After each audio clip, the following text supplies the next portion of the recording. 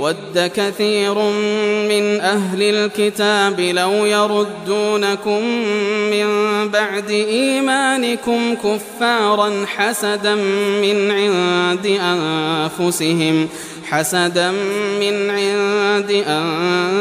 أنفسهم من بعد ما تبين لهم الحق. بسم الله الرحمن الرحيم. الحمد لله رب العالمين والصلاة والسلام على سيد الأنبياء وأشرف المرسلين وعلى آله وصحبه أجمعين. أما بعد، اسلام کے خلاف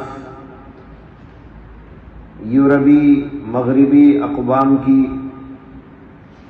ثقافتی الغار، فکری الغار، اس عنوان پر اس سے پہلے 2 محاضرات پیش کیے جا چکے ہیں. آج کے محاضرے میں چند پہلوؤں پر گفتگو ہے. پہلی بحث اس سلسلے میں یہ ہے کہ استشراق اور فکری الغار والوں کی فکری الغار کب شروع ہوئی.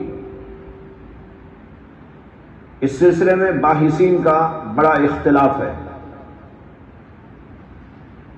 اور کوئی مدت تعین کے ساتھ کہنا مشکل ہے. اس لیے مختلف اقوال اس سلسلے میں ملتے ہیں. بعض حضرات کی رائے یہ ہے کہ سب سے پہلے جس نے اسلام کے خلاف اس تحریک کا آغاز کیا وہ 7ویں صدی عیسوی کا ایک پادری ہے جس کا نام جان تھا، جس کو جان آف دمشق بھی کہا جاتا ہے. اس نے حضور صلی اللہ علیہ وسلم کے بارے میں طرح طرح کی جھوٹی باتیں گھڑی اور لوگوں میں مشہور کر دی تاکہ نبی اکرم صلی اللہ علیہ وسلم کی سیرت اور شخصیت کو ایک دیومالائی کردار سے زیادہ انداز میں نہ پیش کیا جا سکے، نہ دیکھا جا سکے. جھوٹی باتیں گھڑ گھڑ کر اللہ کے نبی علیہ السلام کے خلاف اپنی کتابوں میں پھیلا کر آپ کو داغدار کرنے اور آپ کے لائے ہوئے دین کو اور شریعت کو داغدار کرنے کی کوشش کی. بعض علماء کہتے ہیں کہ جان آف دمشق کی یہی خرافات آگے چل کر استشراقی علماء کا ماخذ اور مصدر بن گئی. اس سلسلے میں دوسری رائے یہ ہے کہ استشراق اس وقت کی پیداوار ہے جب اسلامی اندلس کی جانب بعض عیسائی لوگ، پڑھے لکھے لوگ طالب بن کر گئے تاکہ وہاں کے علوم سے استفادہ کیا جائے. ہمارے بہت سارے لوگ یہ نہیں جانتے کہ ایک زمانہ تھا جب اندلس میں تمام سائنسی اور ٹیکنالوجی علوم کو ترقی اور عروج حاصل تھا. نئے نئے علوم ایجاد کیے جا رہے تھے، نئے نئے انکشافات سامنے لائے جا رہے تھے. اسی دور میں بعض عیسائیوں نے وہاں جا کر علم حاصل کیا، مختلف علوم اور فنون کو مسلمانوں سے طالب بن کر حاصل کرنے کی کوشش. بعض حضرات کا خیال ہے کہ جو لوگ وہاں پر گئے تھے اندلس کو علم حاصل کرنے کے لیے اور وہاں کی زبان، عربی لغت، اسلامی تہذیب، وہاں کے اخلاق اور آداب کا مطالعہ کرنے کے لیے، انہی میں سے فرانس کا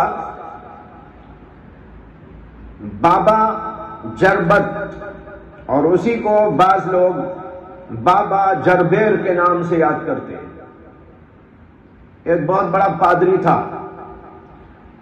اور بعد میں جو پوپ کے عہدے پر فائز ہوا، اور سن 999 عیسوی میں رومی چرچ کا بہت بڑا پوپ مقرر ہوا۔ اس کو تاریخ کے اندر سلویسٹر، اور عربی میں اس کو سلفستر ثانی کے نام سے یاد کرتے ہیں۔ انگریزی میں اس کا تلفظ ہے، اسپیلنگ ہے SYLVESTRE، سلویسٹر ثانی۔ اس نام سے اس کو تاریخ کے اندر یاد کیا جاتا ہے۔ بہت سارے مفکرین کی، بہت سارے محققین کی رائے یہ ہے کہ اسی شخص نے استشراقی فکر کی بنیاد رکھی ہے۔ اس سلسلے میں ایک رائے یہ ہے کہ استشراق کی ابتدا 7ویں صدی ہجری میں اندلس کے اندر اسبانیہ میں ہوئی، جب الفونسو، جو قشتالہ کا بادشاہ تھا، الفونسو سادس اس کا نام ہے، 6 نمبر کا، اس نے اس دور میں ایک بڑے ماہر علوم ریاضی کو، جس کا نام تھا مائیکل اسکاٹ، اس کو اس بات کے لیے تیار کیا کہ وہ اسلامی علوم اور مسلمانوں کی تہذیب و ثقافت کا مطالعہ کرے۔ چنانچہ مائیکل اسکاٹ نے یورپی شہر تلیلہ میں ایک چرچ کے اندر بڑے بڑے راہبین کو جمع کیا، اور یہ ان کے سامنے نکتہ پیش کیا کہ ہمیں مسلمانوں کے علوم اور فنون، ان کی تہذیب و ثقافت کو حاصل کرنا چاہیے، ان کی لغت اور زبان کے سلسلے میں بھی محنت کرنی چاہیے۔ جو لوگ وہاں پر حاضر ہوئے تھے، انہوں نے عربی زبان کی کتابوں کے تراجم فرنگی زبانوں میں شروع کیے۔ اسی طرح تلیلہ کا جو لاٹ پادری تھا، جس کا نام تھا رامون لول،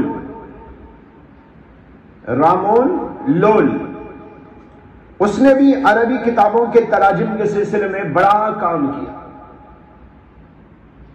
اور پھر اس میں کافی توسع ہوا، اور مختلف علوم اور فنون کی کتابوں کے تراجم کیے گئے، اور ان کی طباعت کا سلسلہ بھی جاری کیا گیا۔ کہا جاتا ہے کہ یہیں سے استشراق کی ابتدا ہوئی۔ یہ مختلف اقوال ہیں، لیکن زیادہ تر رجحان علماء کا، محققین کا یہ ہے کہ باقاعدہ طور پر استشراق کا سلسلہ اس وقت شروع ہوا جب 14ویں صدی عیسوی اور 8ویں صدی ہجری میں آسٹریلیا کے شہر وینا میں وہاں کی سب سے بڑی کلیسا نے ایک قرارداد منظور کی، اور اس میں متعدد یورپی جامعات میں، یعنی یونیورسٹیوں میں، عربی لغت کا ایک مستقل شعبہ قائم کرنے کی تجویز منظور کی گئی کہ عربی لغت کا ایک شعبہ تمام کی تمام جامعات کے اندر موجود ہو۔ یہ ہے سب سے آخری قول، اکثر محققین اسی سلسلے میں رائے دیتے ہیں۔ جامعہ اردن کے استاد لغت دکتور اسماعیل امائرہ نے اپنی کتاب الجذور التاریخیہ للظاہرۃ الاستشراقیہ میں اس سلسلے میں جو لکھا ہے اس کو میں پڑھتا ہوں ترجمے کے ساتھ، ترجمہ پڑھتا ہوں۔ وہ لکھتے ہیں کہ جب 13ویں صدی عیسوی آئی تو روگر بیکن کو اسلامی تہذیب اور ثقافت سے روابط پیدا کرنے کی اور عربی لغت کے سیکھنے کی ضرورت کا احساس ہوا، بلکہ اسلامی افکار سے اور بحث و مناظرے میں ان کے طرز عمل اور طریقہ کار سے لیس ہونے کا جذبہ پیدا ہوا کہ مسلمانوں کا جو طریقہ کار ہے، مسلمانوں کے جو اصول ہیں، مسلمانوں کا جو طرز عمل ہے، ان کی زبان ہے، تہذیب ہے، ثقافت ہے، ان سب چیزوں کو حاصل کرنا چاہیے۔ کیوں؟ تاکہ ان کا رد کیا جائے، حاصل کرنے کے لیے نہیں، رد کرنے کے لیے۔ اور یہ رجحان بڑھتا رہا، پلتا رہا، یہاں تک کہ 1213 میں شہر وینا میں ایک مجلس کا انعقاد ہوا، اس سے ابھی میں نے اسی کا ذکر کیا تھا، جس نے یہ تجویز منظور کی کہ یورپ کے بڑے بڑے علمی مراکز اور جامعات میں جیسے پیرس، آکسفورڈ، بولونگا اور اویگنون اور سلامنکا، ان سب جگہوں پر عربی زبان کی تدریس جاری کی جائے۔ اس اقدام کو عربیت کے رسمی اہتمام کی یورپی کوششوں کا آغاز قرار دیا جا سکتا ہے۔ یہ ان کا جملہ ہے، میں نے اس کا ترجمہ کیا ہے۔ بہرحال یہ چند اقوال تھے اس سلسلے میں، اور یہ آخری قول ہے۔ یہاں پر ذہن میں یہ بات آپ رکھیں کہ یہ لوگ عربی زبان سیکھنے کی طرف توجہ کیوں کر رہے تھے، خاص طور پر اپنے جامعات میں، بڑی بڑی یونیورسٹیوں میں، ان سب جگہوں پر انہوں نے مستقل شعبہ عربی زبان کا قائم کرنے کے لیے تجویزیں منظور کی اور باقاعدہ اس کا اجرا کیا گیا۔ وجہ اس کی یہ ہے کہ اس کے ذریعے سے وہ اپنی بات مسلمانوں کے درمیان میں لے جا سکے اور مسلمانوں کی باتوں کو، جو اس کا سب سے بڑا جذبہ ہے وہ ظاہر ہے کہ وہ عداوت اسلام ہے۔ عداوت اسلام کی وجہ سے یہ سب کچھ ہو رہا ہے، اس لیے اس کے پیچھے اسی قسم کے مقاصد کار فرما ہے۔ ان کا سب سے بڑا مقصد اسلام کو مٹا دینے کا پروگرام، یہ نمبر 1 ہے۔ وہ یہ چاہتے ہیں کہ اسلام کو صفحہ ہستی سے مٹا دیں اور اسلام اپنے عقائد اور اعمال اور اپنے تشخصات اور امتیازات اور اپنی تہذیب اور اپنے تمدن کے ساتھ دنیا میں باقی نہ رہے اور مسلمان اسلام سے دستبردار ہو جائیں۔ ان کا نام چاہے مسلمان رہے، ان کو کوئی پرواہ نہیں ہے، لیکن اسلام ان کے پاس نہ رہے اور وہ اسلام کے بارے میں متشکک اور متذبذب ہو جائے، کیونکہ ان لوگوں کو یہ بات معلوم ہے کہ اسلام کی روحانی قوت اور طاقت کے سامنے دنیا کی کوئی طاقت اور قوت ٹھہر نہیں سکتی، اور جب تک یہ موجود ہے ہم اس دنیا کے منظر نامے پر ظاہر نہیں ہو سکتے۔ لہذا سب سے پہلے اسی کو نشانہ بنایا جائے اور اس کو ختم کیا جائے، یہ ہے ان کا منصوبہ۔ ان کے اس مقصد کی جانب انہی لوگوں کے بعض اقوال اشارہ دیتے ہیں، بلکہ بعض تو صراحتاً اس بات کا ذکر کرتے ہیں۔ میں چند حوالے پیش کرنا چاہتا ہوں۔ ولیم ایوارڈ گلاسٹون ایک بڑا مستشرق ہے، اس نے اپنے ایک بیان کے اندر کہا ہے کہ جب تک یہ قرآن موجود ہے اس وقت تک یورپ مشرق پر اپنا تسلط قائم نہیں کر سکتا، بلکہ وہ خود بھی اپنے آپ کو مامون نہیں سمجھ سکتا۔ یہ دیکھیے بڑے صاف الفاظ میں وہ کہتا ہے کہ جب تک قرآن موجود ہے اس وقت تک یورپ مشرق پر اپنا تسلط قائم نہیں کر سکتا. اگر مغرب کو اپنا تسلط مشرق میں قائم کرنا ہے تو پھر قرآن کو مٹانا ہوگا، قرآن کو دنیا سے ختم کرنا ہوگا. ایک اور مستشرق ولیم گیفورڈ وہ کہتا ہے کہ جب یہ قرآن اور مکہ اور مدینہ بلاد عرب سے مستور ہو جائیں تو اس وقت ہم کہہ سکتے ہیں کہ عرب کا آدمی تمدن میں آگے بڑھ رہا ہے. کتنی خطرناک عبارت ہے، کتنا خطرناک خیال و نظریہ ہے. اس سے اندازہ ہوتا ہے کہ وہ یہ چاہتے ہیں کہ قرآن مستور ہو جائے، بلکہ مدینہ اور مکہ بھی مستور ہو جائے، اس کو بھی ختم کر دیا جائے.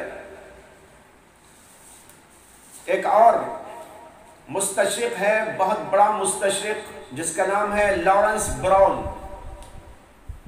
لارنس براؤن وہ کہتا ہے حقیقی خطرہ اسلامی نظام میں ہے.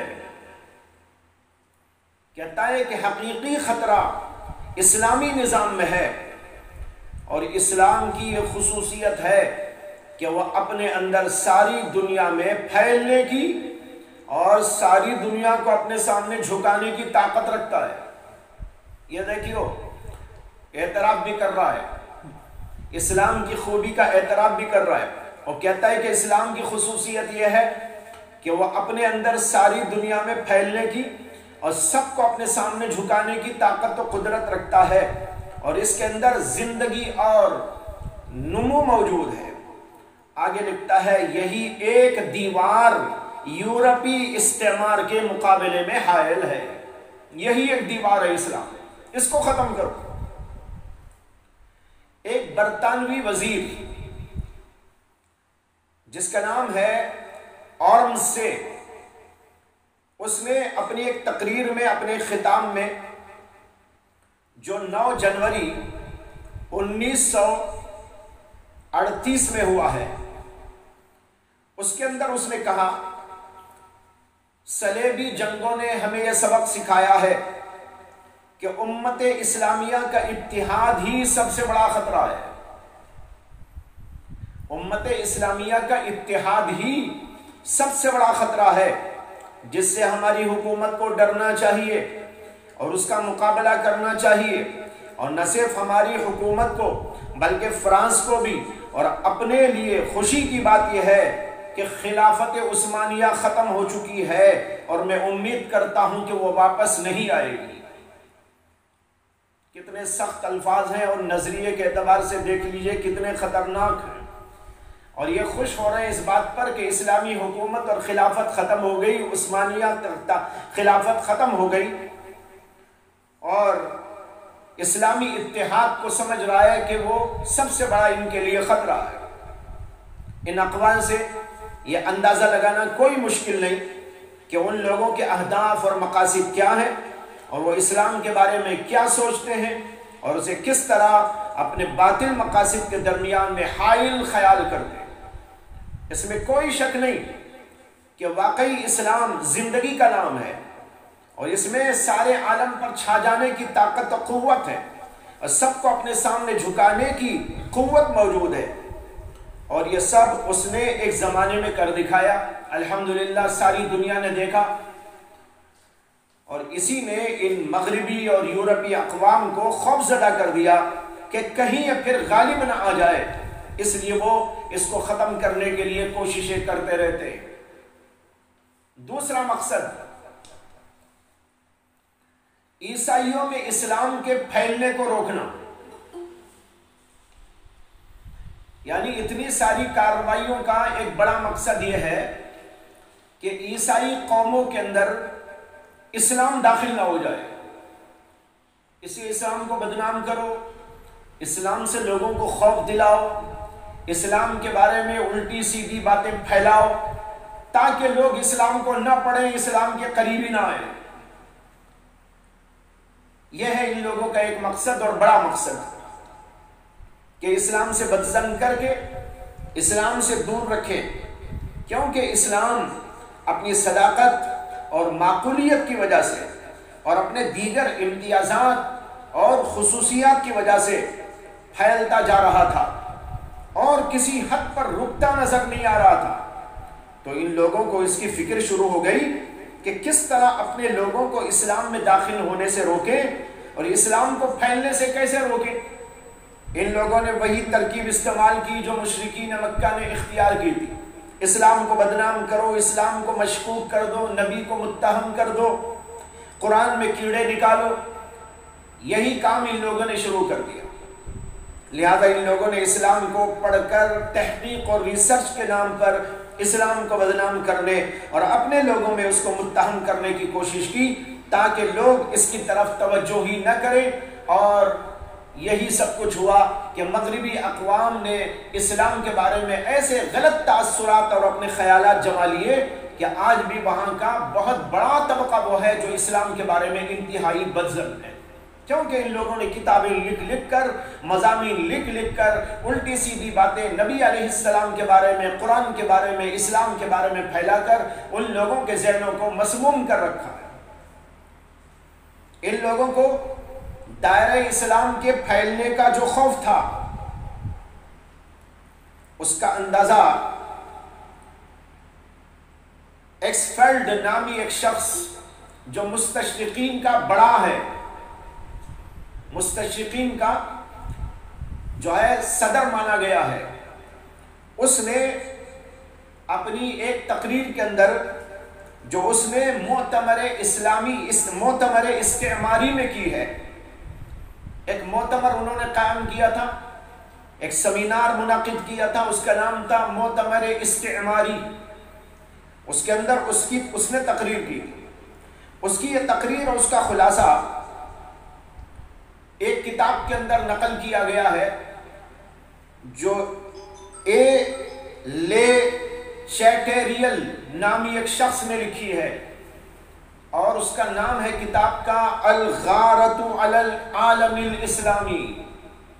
نام ہی دیکھو کتنا خطرناک ہے، الغارۃ علی العالم الاسلامی۔ اس کے اندر اس نے اس تقریر کا خلاصہ دیا ہے، اور اس میں مؤتمر کی جو تجاویز منظور ہوئی تھی اس کو بھی دیا ہے۔ یہ کتاب خاص طور پر علماء کو پڑھنا چاہیے، یہ کتاب نیٹ پر موجود ہے، الغارۃ علی العالم الاسلامی۔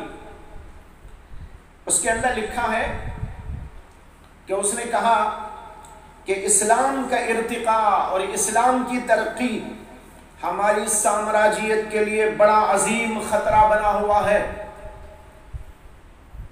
سمجھ میں آیا؟ کہتا ہے کہ اسلام کی ترقی اور اس کا ارتقاء ہماری سامراجیت کے لیے سب سے بڑا خطرہ بنا ہوا ہے، اسی لیے یہ مؤتمر استعماری حکومت کو یہ مشورہ دیتا ہے۔ یہ حکومت سے مراد ہے جرمنی حکومت، جرمنی حکومت کو انہوں نے مشورہ دیا تھا۔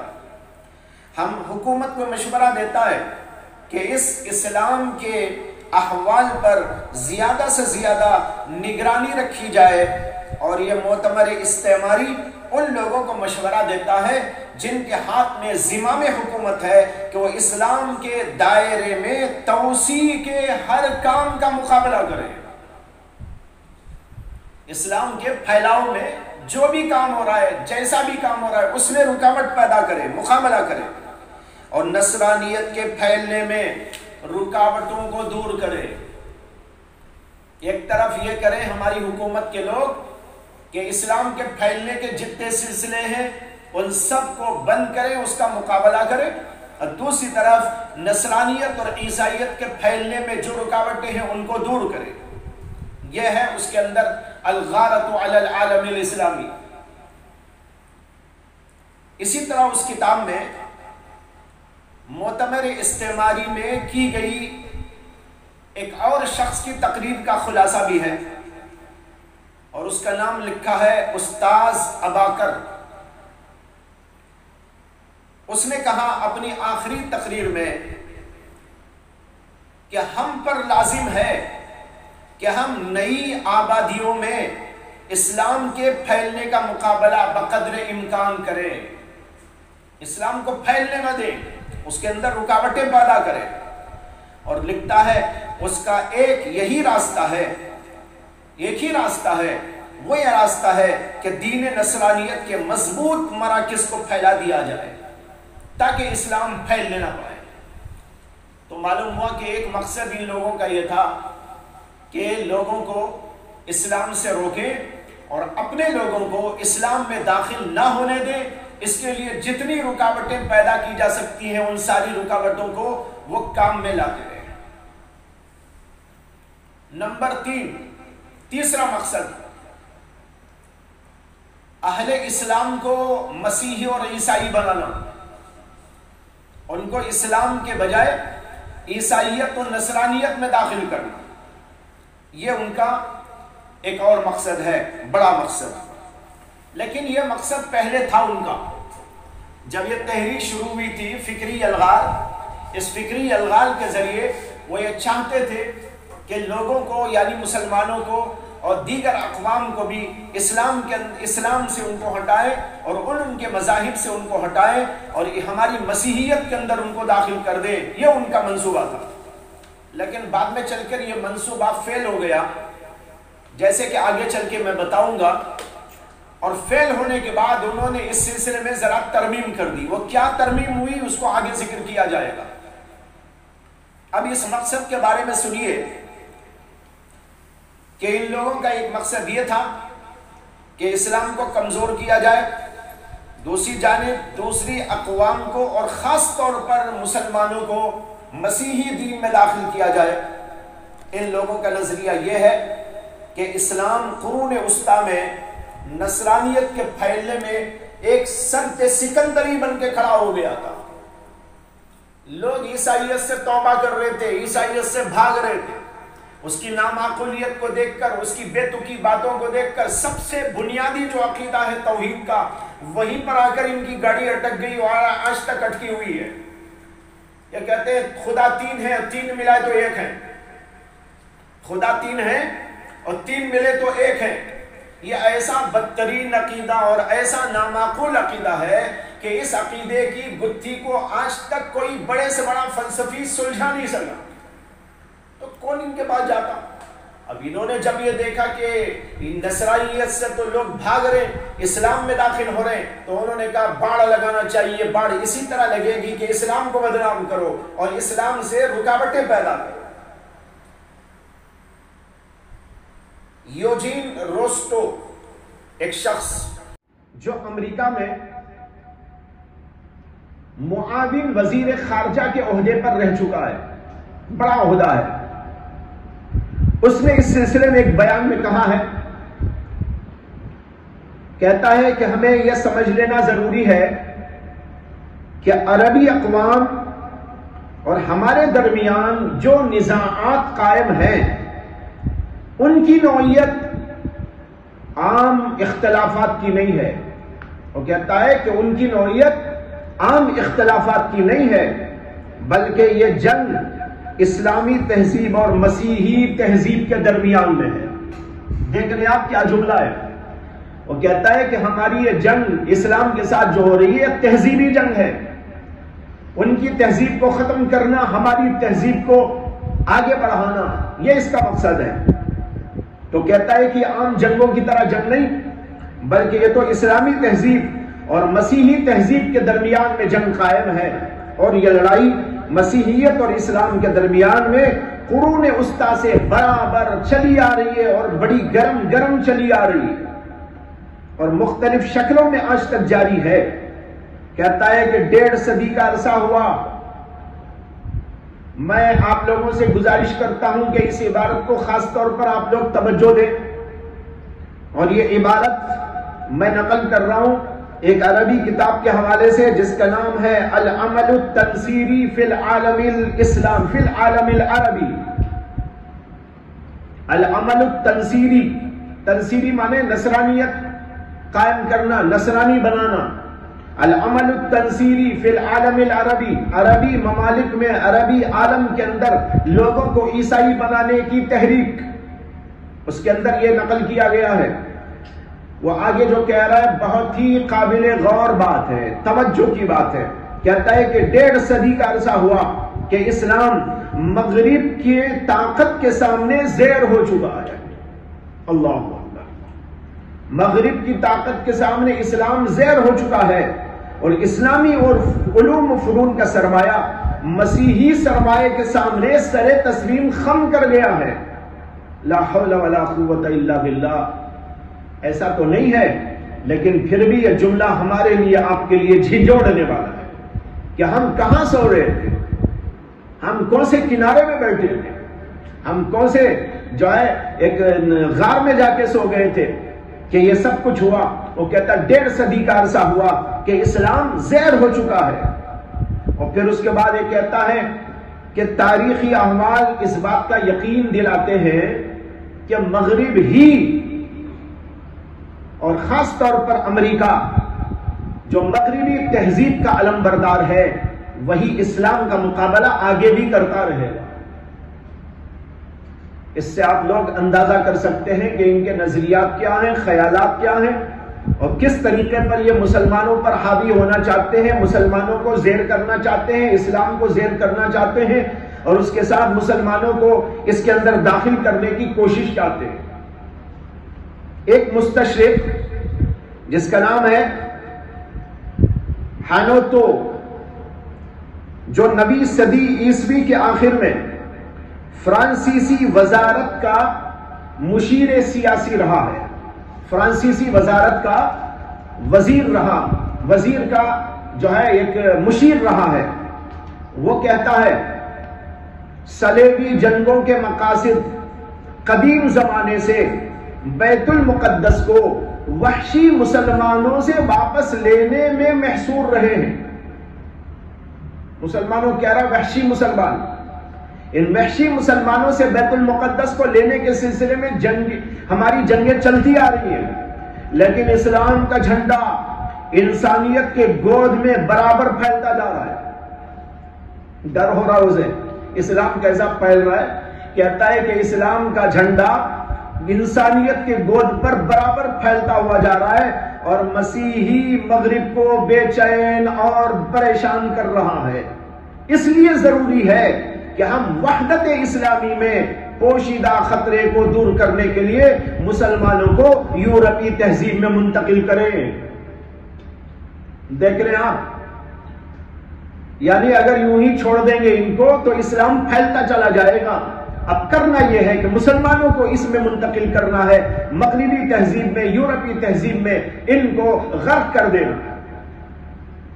اس سلسلے میں خود ان لوگوں کی جانب سے متعدد کتابیں، جرائد اور رسائل تباہ ہو چکے ہیں، جو پوری صراحت اور پوری وضاحت کے ساتھ غیر عیسائی اقوام کو اور بالخصوص مسلمانوں کو عیسائی بنانے کی اپنی بے شمار تحریکات اور ان کی خدمات کا تذکرہ بھی کرتے ہیں کہ ہم نے ایسا کیا، فلاں ملک میں ہم نے ایسا کیا، اتنے لوگوں کو ہم نے عیسائی بنایا، اتنے لوگوں کو ہم نے عیسائی بنایا، اور فلاں اسلامی ملک میں ہم نے یہ کارنامے انجام دیے. اس پر کتابیں تباہ ہو چکی ہیں. صرف 2 کتابوں کا حوالہ دیتا ہوں. ایک وہی کتاب جس کا نام ابھی تھوڑی دیر پہلے میں نے لیا، الغارۃ علی العالم الاسلامی. یہ انہی لوگوں کی لکھی ہوئی کتاب ہے، اور اس کو فرانسیسی زبان میں لکھا گیا تھا. فرانسیسی زبان سے فضیلت الشیخ محب الدین الخطیب نے اور ان کے بعض معاونین نے عربی زبان میں منتقل کیا ہے. یہ اصل میں فرانسیسی زبان میں تھا، اور پھر جو ہے شیخ محب الدین خطیب اور ان کے معاونین نے اس زبان سے اس کو عربی میں منتقل کر کے یہ نام سے شائع کیا ہے، الغارۃ علی العالم الاسلامی. تاکہ انہوں نے جو کچھ اس میں لکھا ہے اور ان کے خطرناک عزائم ہیں، ان کے خطرناک مقاصد ہیں، ان ساری چیزوں سے امت مسلمہ واقف ہو سکے. اے کاش کہ آپ میں سے بھی ہر آدمی اس کتاب کو پڑھ لے، کتنا اچھا رہے. دوسری کتاب اس میں وہ انگریزی میں ہے اور اس کا بھی عربی ترجمہ ہو چکا ہے. اس کا نام ہے دی گوسپل اینڈ اسلام، یعنی انجیل اینڈ اسلام. یہ اس کتاب کا نام ہے. اس کو انہوں نے ہی عربی میں کیا ہے. ہمارے لوگوں نے نہیں، انہوں نے ہی عربی میں شائع کیا ہے. اور جو عربی کتاب ہے اس کا نام ہے التنصیر خطۃ لغزو العالم الاسلامی. اللہ اکبر، نام ہی کتنا خطرناک ہے. دیکھ رہے ہیں آپ، التنصیر، تنصیر کے معنی ہے نصرانی بنانا. نصرانی بنانا عالم اسلامی کے خلاف غزوے کا ایک نقشہ. ہوتا کہ میں نے نقشے کیا آتے ہیں، اس کتاب کے اندر نقشہ تیار کیا ہے کہ ہم پورے عالم اسلام کو کس طریقے پر جو ہے عیسائی بنا سکتے ہیں، ہم میں داخل کر سکتے ہیں، اس کا کیا پروگرام اور کتنے لوگ کہاں کام کریں گے، کیسا کام کریں گے، کیا کیا تحریکیں چلیں گی، کہاں پر کیا نظام بنایا جائے گا، سب کچھ اس کے اندر موجود ہے. آپ پڑھیں گے تو حیران رہ جائیں گے. یہ ہوا تیسرا مقصد. چوتھا مقصد، اور اس زمانے میں یہی مقصد سب سے اہم ہے ان کا، اس زمانے میں یہی مقصد سب سے اہم ہے، اور وہ ہے اسلام پر لان تان کر کے مشکوک بنا دینا. اسلام پر لان تان کر کر اسلام کو مشکوک بنا دینا، اسلام کے مصادر کو مشکوک بنا دینا، قرآن کو، حدیث کو، نبی کو مشکوک بنا دینا، اس کی تعلیمات کو مشکوک بنا دینا، تاکہ کوئی ادھر رخ ہی نہ کرے. اور یہ کہ دوسرے تو رخ نہ کریں، اور جو پہلے سے مسلمان ہیں وہ اپنے دین کے سلسلے میں متشکک ہو جائیں. حضرت مولانا ابو الحسن علی ندوی نور اللہ مرقدہ نے آج سے 50-60 سال پہلے رسالہ لکھا ہے. اس رسالے کا نام ہے کیا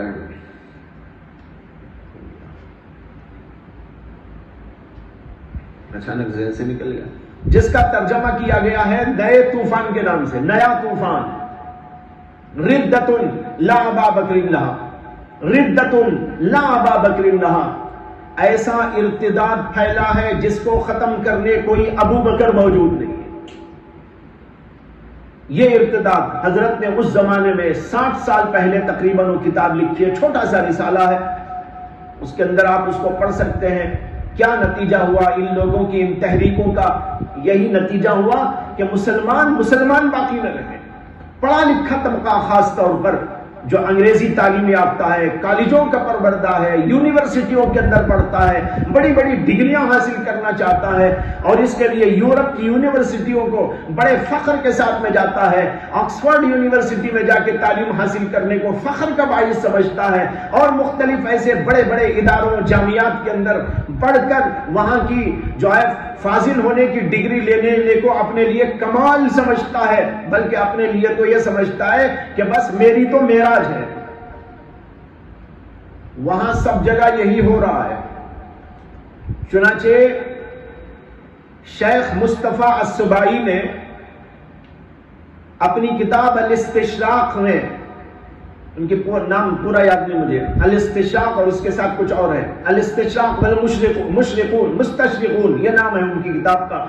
اس کتاب کے اندر انہوں نے آخر میں یہ لکھا ہے کہ نہایت افسوس کی بات ہے کہ ہمارے عالم عربی سے لوگ ان بڑی بڑی یونیورسٹیوں، جامعات میں جا کر وہاں سے ڈگری حاصل کرنے کو فخر سمجھتے ہیں، اور وہاں پر جا کر یہی سب کچھ پڑھ کے آتے ہیں.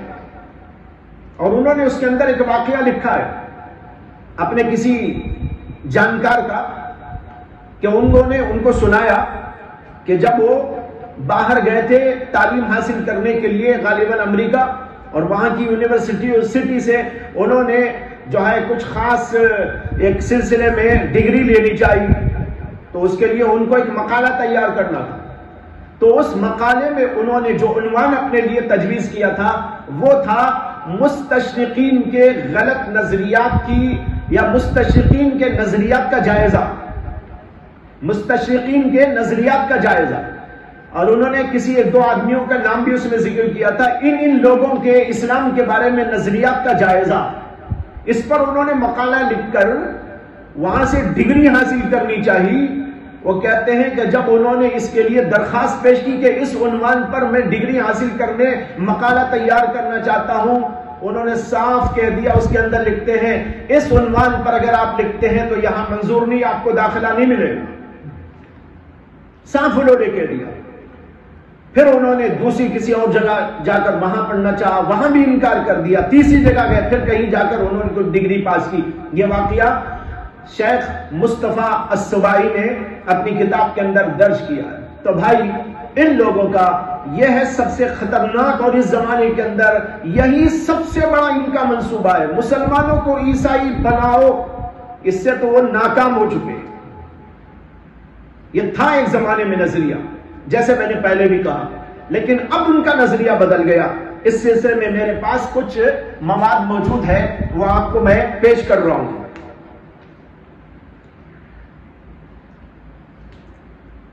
میں نے لکھا ہے کہ ایک مقصد ان کا یہ ہے کہ اسلام پر لعن طعن کیا جائے اور اسے لوگوں کی نگاہوں میں مشکوک اور قابل اعتراض بنا دیا جائے.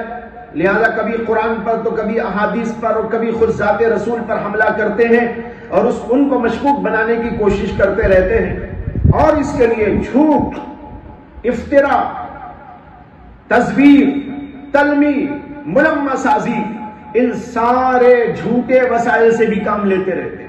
اس طرح وہ چاہتے ہیں کہ کم از کم مسلمان باقی نہ رہے, کم از کم مسلمان باقی نہ رہے. جب ان کو اپنے پہلے مقصد میں ناکامی ہو گئی تو انہوں نے یہ دوسرا مقصد طے کیا کہ اب ہم مسلمانوں کو عیسائی تو نہیں بنا سکتے, کم از کم اتنا کریں کہ مسلمانوں کو مسلمان بھی رہنے نہ دیں, نہ ادھر کا رہے نہ ادھر کا رہے, نہ خدا ہی ملے نہ مثال سلم.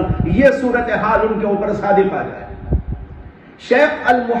شیخ محمد الغزالی جو مصر کے بڑے عالم گزرے ہیں اور جدید حالات پر, جدید مسائل پر اور دنیاوی سیاست پر بھی ان کی اچھی خاصی نظر تھی, گہری نظر تھی, اور بہت بڑے مصنف ہیں, بڑی کتابیں انہوں نے لکھی ہیں. ان کا نام ہے شیخ محمد الغزالی. یہ امام غزالی کی بات نہیں بول رہا ہوں میں, یہ آپ کے قریب کے ہیں, انتقال ہو چکا ہے ان کا, کتابیں بہت ہیں ان کی. ان کی ایک کتاب ہے, اس کا نام ہے قذائف الحق. قذائف الحق, قذائف قاف زال, قذائف الحق, بہترین کتاب ہے.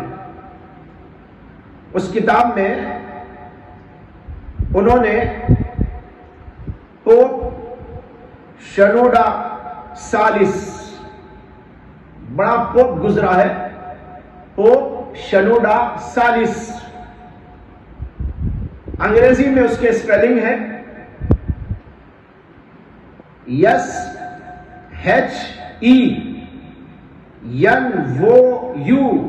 SHENVOUDA, شنوڈا. اس کی ایک بہت لمبی چوڑی تقریر انہوں نے اپنی کتاب کے اندر نقل کر دی ہے, حوالے کے ساتھ. حوالہ وہاں ملے گا, اس لیے میں نے ان کی کتاب کا حوالہ آپ کو دے دیا ہے. جو اس نے خاص اور مخصوص حلقے میں 1973 میں کی ہے, 1973 میں, اس نے اسلام اور مسلمانوں کے خلاف انتہائی خطرناک عزائم اور مقاصد کا اظہار کیا. یہاں اس کا صرف ایک اقتباس آپ کو سنانا چاہتا ہوں. یہ پوری تقریر شیخ محمد الغزالی کی قذائف الحق کے اندر آپ دیکھ سکتے ہیں. یہاں اس کا ایک اقتباس آپ کو پیش کرتا ہوں. وہ کہتا ہے,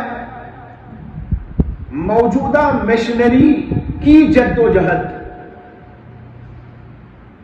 اس کو دگنا کر دینا ضروری ہے. مشنری جد و جہد جو اب ہو رہی ہے اس کو دگنا کر دینا ضروری ہے, کیونکہ مشنری منصوبہ جو بنایا گیا ہے وہ آگے آنے والے مرحلے کے لیے ایک اساسی مقصد پر مبنی, اور وہ مقصد ہے زیادہ سے زیادہ مسلمانوں کو ان کے دین سے اور دین سے وابستگی سے ہٹا دینا. دیکھ رہے آپ, وہ کہتا ہے کہ جتنی مشنری اب کام کر رہی ہے ہماری دنیا بھر میں, اس کی دگنی کر دینا چاہیے. یہ تجویز کی اس نے, اور اس کے ساتھ یہ کہتا ہے کہ مقصد کیا ہے, مقصد یہ ہے کہ زیادہ سے زیادہ مسلمانوں کو ان کے دین سے اور دین سے وابستگی سے ہٹا دیا جائے۔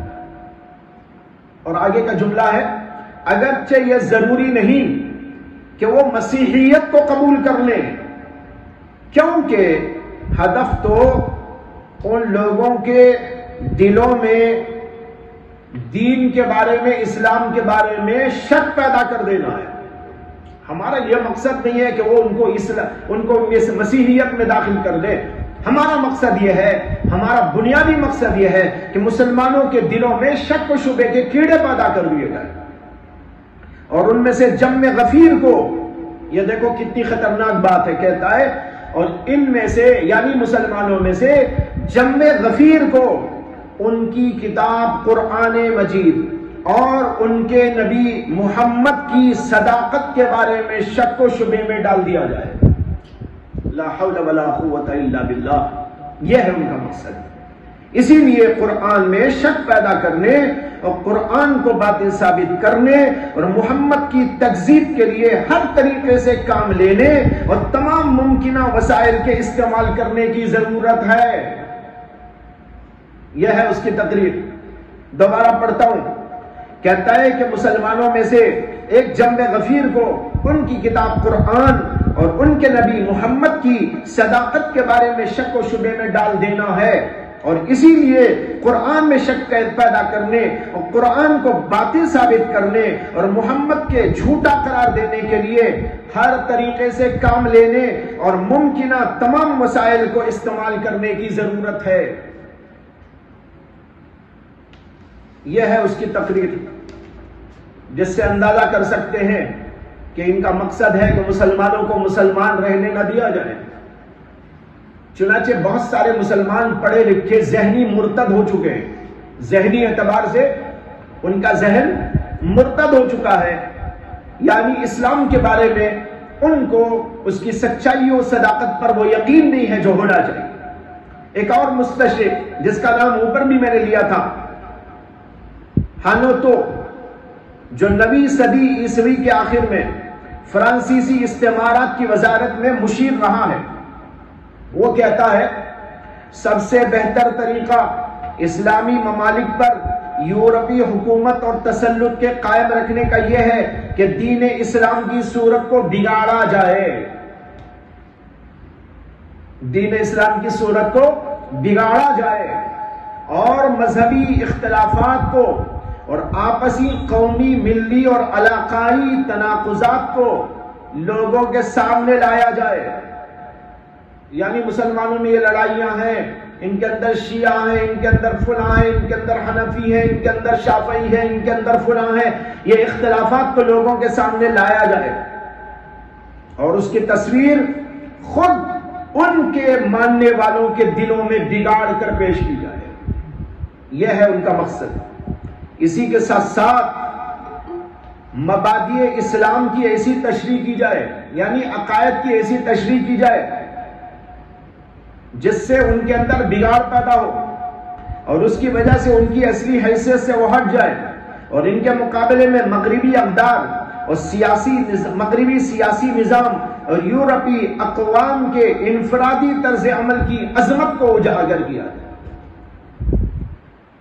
ایک طرف مغربیت کو اجاگر کیا جائے، دوسری طرف اسلام کو مشکوک بنانے کی کوشش کی جائے تاکہ مسلمان پڑھ پڑھ کر یہ سمجھے کہ بھائی اس میں کچھ نہیں ہے، اس میں کچھ نہیں ہے، اس میں ہمارے اسلام میں کچھ نہیں ہے، وہ بہت اچھا ہے۔ ہوا کہ نہیں ہوا ایسا؟ کتنے لوگ ہیں، لاکھوں کروڑوں مسلمانوں میں ایسے پیدا ہو چکے جو ان کے ہمنوا ہو چکے ہیں، ان کی باتوں میں آ چکے ہیں۔ دکتور مصطفیٰ خالدی اور دکتور عمر فروخ نے اپنی کتاب التبشیر والاستعمار، تبشیر کے معنی ہے مشنری، یہ عربی میں تبشیر کا معنی نہیں ہے جو قرآن میں آیا ہے مبشر و نذیرہ، یہاں تبشیر کا معنی ہے مشنری، التبشیر والاستعمار۔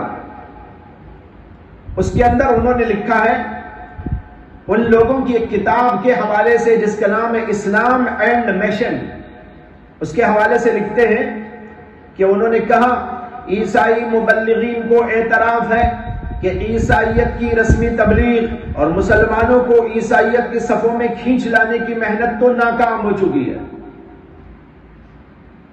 عیسائی مبلغین کو اعتراف ہے کہ عیسائیت کی رسمی تبلیغ اور مسلمانوں کو عیسائیت کی صفوں میں کھینچ لانے کی محنت تو ناکام ہو چکی ہے، اس لیے کوئی عیسائی بنا نہیں سکتا مسلمانوں کو۔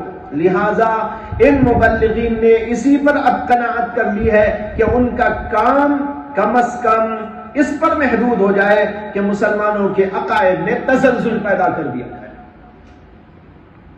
مشہور مستشرق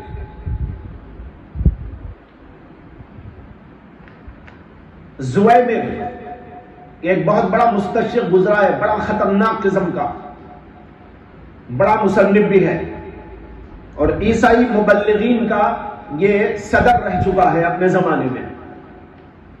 وہ عیسائی مبلغین کو خطاب کرتے ہوئے ایک مجمع میں کہا، کیا کہا؟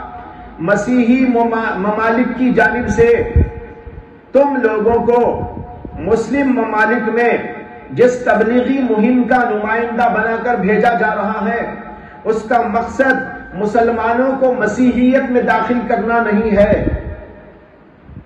یہ ان لوگوں سے کہہ رہا ہے، خطاب میں کہتا ہے کہ مسیحی ممالک کی جانب سے تم لوگوں کو مسلم ممالک میں جس تبلیغی مہم کا نمائندہ بنا کر بھیجا جا رہا ہے، اس کا مقصد مسلمانوں کو مسیحیت میں داخل کرنا نہیں ہے، کیونکہ ان میں تو ان کی ہدایت اور تکریم ہے، یعنی اگر وہ ہمارے دین میں آ جائیں تو ان کا بڑا مقام ہو جائے گا، بلکہ تمہارا مقصد یہ ہے کہ تم ان کو اسلام سے خارج کر دو۔ کہہ رہا ہے تم ان کو کیا کرو؟ اسلام سے خارج کر دو، ایسی ترکیبیں بناؤ کہ وہ مسلمان نہ رہیں، تاکہ وہ ایسی مخلوق بن کے رہ جائیں جن کا اللہ تعالیٰ سے کوئی تعلق باقی نہ رہے، اور بالآخر ان کا اخلاق سے بھی کوئی رشتہ قائم نہ رہ سکے، جس پر تمام کی تمام قوموں کی زندگی کا مدار ہے، اور تم اس عمل سے اسلامی ممالک میں فتح استعماری کا اولین دستہ بن جاؤ گے۔ تو خلاصہ یہ ہے کہ وہ یہ چاہتے ہیں کہ کسی نہ کسی طرح مسلمانوں کو مسلمان رہنے نہ دیا جائے، شک پیدا کر دیا جائے قرآن کے بارے میں، حدیث کے بارے میں، نبی کے بارے میں، نبی کی سیرت اور کردار کے بارے میں۔ عیسائی مبلغین سے خطاب میں یہی زویمر کہتا ہے، تم لوگوں نے مسلمان ممالک میں ایسی نسل تیار کر دی ہے جو اللہ سے تعلق سے بے خبر ہے۔ دیکھو، یعنی ان کو یہ احساس ہو گیا ہے کہ مسلمانوں میں ہماری بات چل گئی ہے، اور وہ ان کو خوشخبری سنا رہا ہے۔ وہ کہتا ہے تم لوگوں نے مسلمان ممالک میں ایسی نسل تیار کر دی ہے جو اللہ سے تعلق سے بے خبر ہے، اور اسے جاننے کا کوئی اور ارادہ بھی اب باقی نہیں رہا، اور تم نے ایک مسلمان کو اسلام سے نکال دیا اور انہیں مسیحیت میں داخل ہونے نہ دیا، اور اس کے نتیجے میں ایک ایسی نسل وجود میں آ گئی جو مسیحی استعمار سے موافقت رکھتی ہے، یعنی ہماری موافقت رکھتی ہے، وہ بڑے مقاصد کا اہتمام نہیں کرتی، راحت اور سستی کو پسند کرتی ہے، دنیا میں سے صرف شہوات اور لذات میں اپنی ہمت صرف کرتی ہے، لہذا تعلیم حاصل کرتی ہے تو خواہشات کے واسطے، مال جمع کرتی ہے تو خواہشات کے لیے، اور بڑے بڑے مراکز بناتی ہے تو خواہشات کے راستے میں ہر چیز اسی کے لیے خرچ کرتی ہے۔ ہمارے لیے کتنی شرمندگی کی بات ہے کہ وہ ہمارے اس کردار اور ہمارے اس عمل سے خوش ہو رہے ہیں۔ اللہ مسلمانوں کو توفیق عطا فرمائے۔ بہرحال حوالے تو میرے پاس پتہ نہیں کتنے جمع ہو گئے ہیں، لکھا تو بہت کچھ لکھ دیا، لیکن سب سناتا رہوں گا آپ کو تو بہت وقت ہو جائے گا۔ ایک حوالہ مزید سن لیجئے، وہ جو بہت واضح ہے۔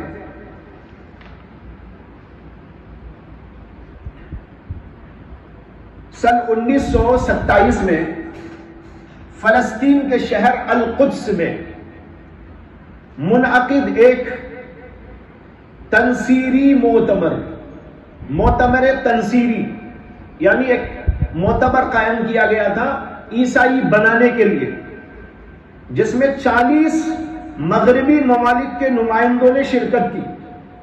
اس میں معتمر کے ایک ذمہ دار نے کھڑے ہو کر کہا کیا کہا؟ یہ کہا کیا تم لوگ یہ سمجھتے ہو کہ اس تنصیری عمل اور اسلام کے خلاف اس کی سیاست کی غرض مسلمانوں کو ان کے دین سے خارج کر دینا ہے تاکہ وہ عیسائی بن جائیں؟ اگر تم لوگ یہ سمجھتے ہو تو تم نے ہمارے مقصد کو سمجھا نہیں اور ہمارے مقصد سے تم جاہل ہو۔ وہ کہتا ہے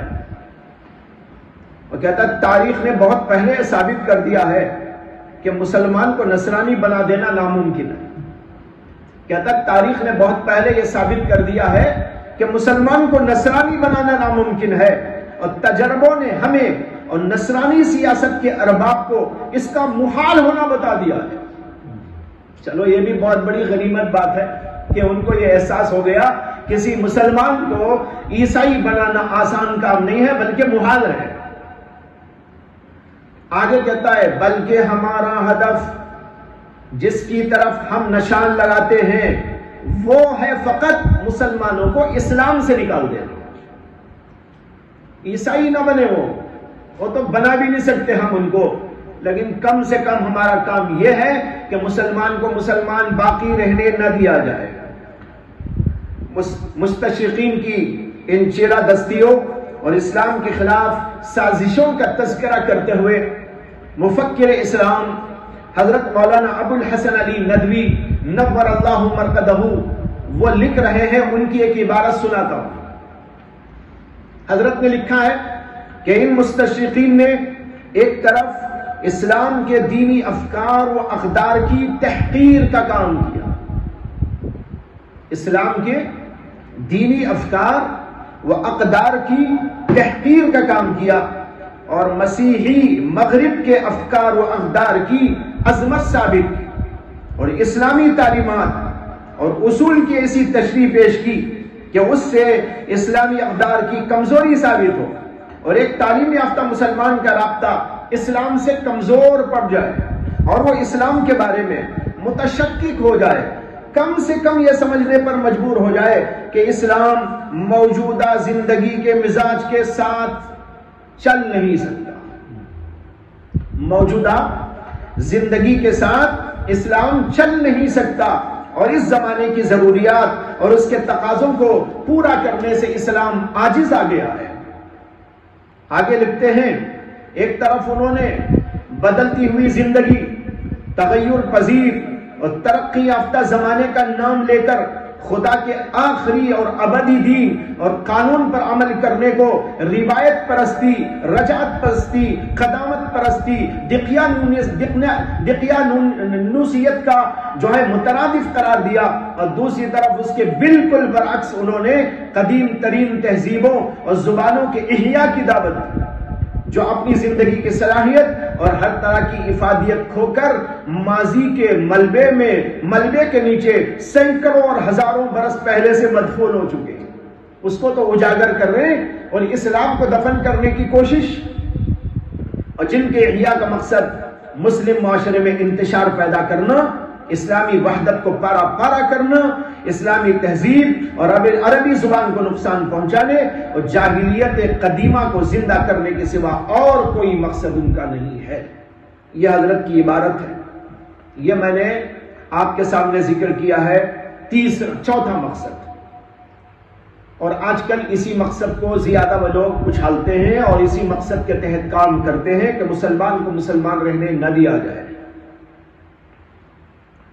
ایک اور مقصد ان کا آخری ہے، وہ ہے مسلمانوں کے درمیان تفریق اور اختلاف پیدا کر دینا، اس لیے کہ ان کو یہ اندازہ ہے کہ مسلمان جب بھی متحد ہو جائیں گے تو پھر ان کے 12 بجا دیں گے، اس لیے چاہتے ہیں کہ مسلمانوں کو متحد ہونے نہ دیا جائے۔ یہ ان کا ایک بہت اہم مقصد ہے، اس کے لیے وہ کتابیں لکھتے ہیں، مضامین لکھتے ہیں، ہر طرح کے وسائل کو کام میں لاتے ہیں۔ ابھی میں نے آپ کے سامنے مسٹر براؤن، لارنس براؤن کا نام لیا تھا، اس کا ایک بیان ہے، اس سے اس کا اندازہ آپ کر سکتے ہیں۔ التبشیر والاستعمار میں اس کو ذکر کیا گیا ہے۔ اس نے کہا اگر مسلمان کسی عربی حکومت کے تحت متحد ہو جائیں. ذرا الفاظ دیکھو، اگر مسلمان کسی عربی حکومت کے تحت متحد ہو جائیں تو ہو سکتا ہے کہ وہ عالم پر ایک لعنت اور خطرہ بن جائے. عالم پر ایک لعنت اور خطرہ بن جائے، یا ممکن ہے کہ وہ اللہ کی نعمت بن جائیں، لیکن اگر وہ متفرق اور منتشر رہے تو ہمیشہ بے وزن اور بے تاثیر رہیں گے. اس لیے ان کو ہمیشہ منتشر رکھنے کی کوشش کرو. پادری سیمون نے کہا اسلامی وحدت مختلف لوگوں کی آرزوؤں کو جمع کر دیتی ہے اور ان کو یورپین تسلط سے نکل جانے میں مدد دیتی ہے. اس لیے مشنری تحریک ان کی اس شوکت کو توڑنے میں ایک اہم عمل کرنے والی ہے، کیونکہ مشنری تحریک یورپیوں کو ایک نئے جاذب نظر، جاذب رنگ میں پیش کرنے اور اسلامی تحریک سے قوت اور طاقت اور اس کی مرکزیت کو سلب کرنے کا کام انجام دیتی ہے. اس سے اندازہ کر سکتے ہیں کہ ان لوگوں کا مقصد ہے مسلمانوں کو پارا پارا کرنا، مسلمانوں کے اتحاد کو توڑنا، اور یہ سمجھتے ہیں کہ مسلمانوں کا اتحاد ان کے لیے سب سے بڑا خطرہ ہے. اس لیے ہمیشہ ان کو توڑے رکھو، ان کے درمیان میں اختلافات پیدا کرتے رہو. پیدا کرنے کے لیے جو ذرائع ہو سکتے ہیں، وسائل ہو سکتے ہیں، ان سب کو استعمال کرتے رہو، یہاں تک کہ مسلم ممالک کو بھی لڑاتے ہیں اور مسلم عوام کو بھی لڑاتے ہیں. ایک طرف سیاست دانوں کو لڑاتے ہیں اور دوسری طرف مختلف طبقات کو لڑا کر ان کو منتشر رکھنے کی کوشش کرتے ہیں تاکہ ان کے اہداف پورے ہو سکیں. یہ 4 مقاصد ہیں جو ان کے اہم ترین مقاصد ہیں. ضمنی کچھ ہے، میں نے اس کو چھوڑ دیا ہے. یہ اہم مقاصد کا آپ کے سامنے ذکر کیا ہے. اس کے بعد انشاءاللہ پھر اگلی مجلس کے اندر کچھ اور ضروری اور اہم باتوں کو لے کر آپ کے سامنے محاضرہ پیش کیا جائے گا. وآخر دعوانا ان الحمد للہ رب العالمین.